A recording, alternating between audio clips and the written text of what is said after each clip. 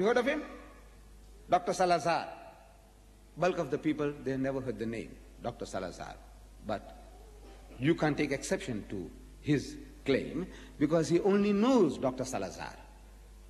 Can you see? To him, Portuguese gentleman, he must have done great work for his nation. He is the greatest man that ever lived, Dr. Salazar. So it's quite easy for one to idolize one's own hero. But if the tribute, the praise, the testimony comes from the opposite camp, that would be testimony indeed. We praise our Nabi Kareem Sallallahu Alaihi Wasallam, the Christian praises Jesus Christ, the Hindu praises Rama and Krishna. It's natural. But if the enemy praises your hero, then that is real praise indeed. You agree? Coming from the enemy. And in that regard, a book has just been published in America. The title of that book is The 100. See this book? Quite an expensive book. The 100. Alternatively described as the top 100 or the greatest 100 in history.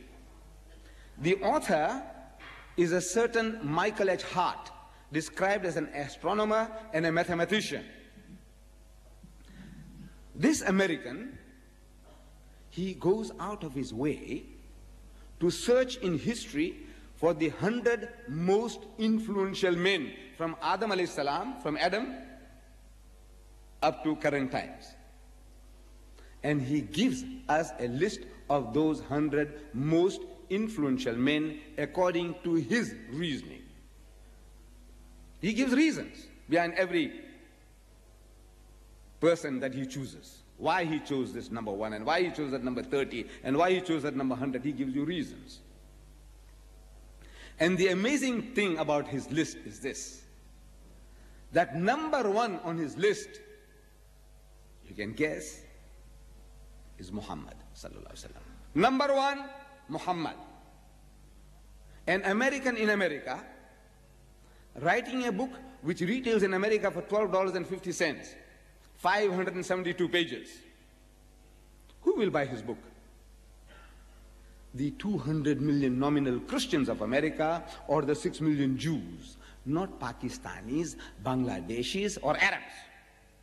Oh, they'll buy one here, one there, but the bulk of his customers will be the Americans. The market is the American market, Christians and Jews. And he's telling them that Muhammad, the member of their opposition, is the first man, the greatest man, most influential man in history. And the shocking thing about his list is this, that his own Lord and Savior Jesus Christ is number 3. His own Lord and Savior Jesus Christ is number 3, not even number 2. And he gives his reasons for that also. He said, you see, the honor for Christianity, or whatever it is to be divided between Paul and Christ. And he said that the real founder of Christianity is not Jesus Christ, is Saint Paul. He wrote more books. The New Testament consists of 27 books.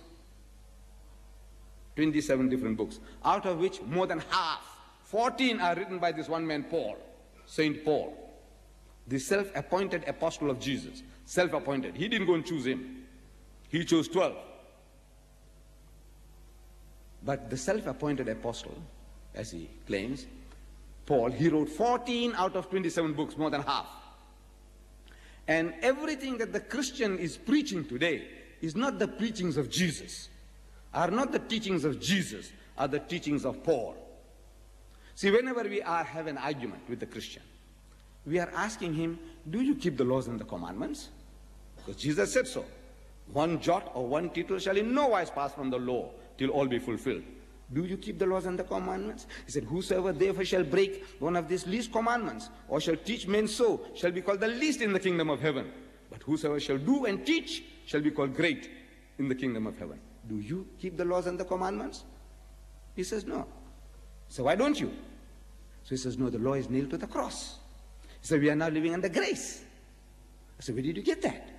So he says, Corinthians, Philippians, Galatians. So what's all that? Who's that? He says, this is Paul, Paul, Paul. So what did your master say? No, they don't talk about the master, Jesus. They don't talk about him. Paul, Paul, Paul. If they contradict you in anything, it's Paul. The real founder of Christianity is Saint Paul.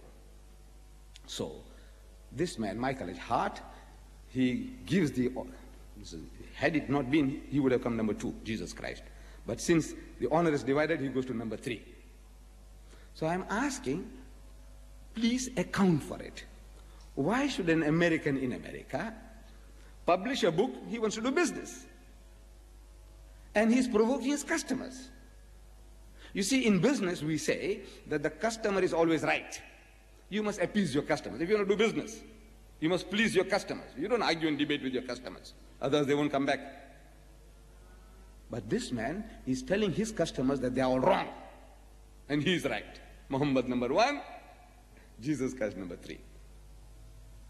Now, if a Christian confirms what Allah Bari Ta'ala has already told us in the Holy Quran, He says, وَإِنَّكَ لَعَلَىٰ خُلُقٍ عَظِيمٍ. So most certainly thou, O Muhammad, standest on the highest pinnacle of behavior.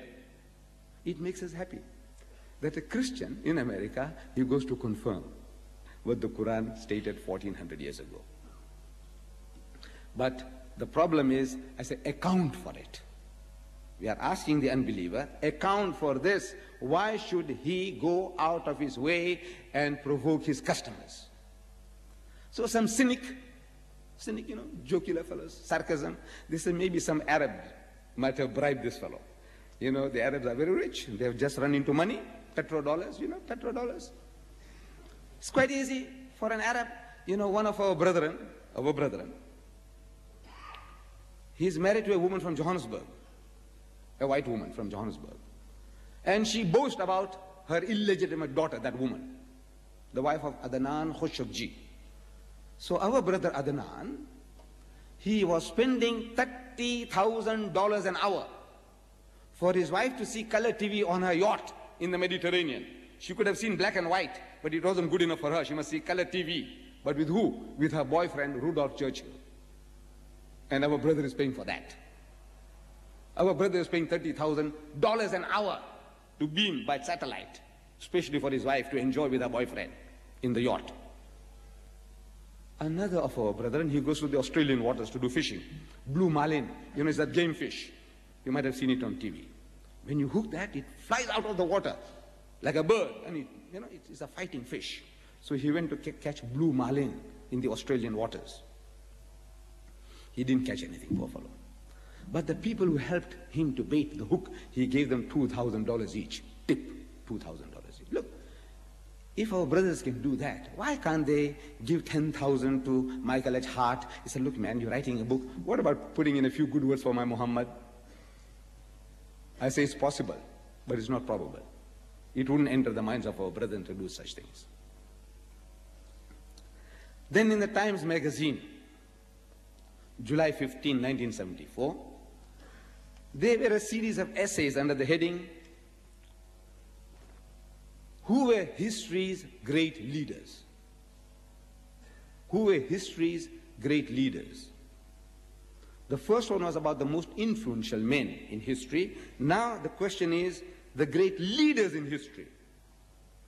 So different people were questioned, religious men, mathematicians, psychologists, military men. Who do you think was the greatest leader of all time? You. Who do you think was the greatest leader of all times? And each according to his knowledge and experience, like that Portuguese gentleman I referred to you, they gave the heroes. Some said Mahatma Gandhi, some said Confucius, some said Hitler. Not good or bad. We're not talking about good or bad. But from the point of view of leadership, the guy was great.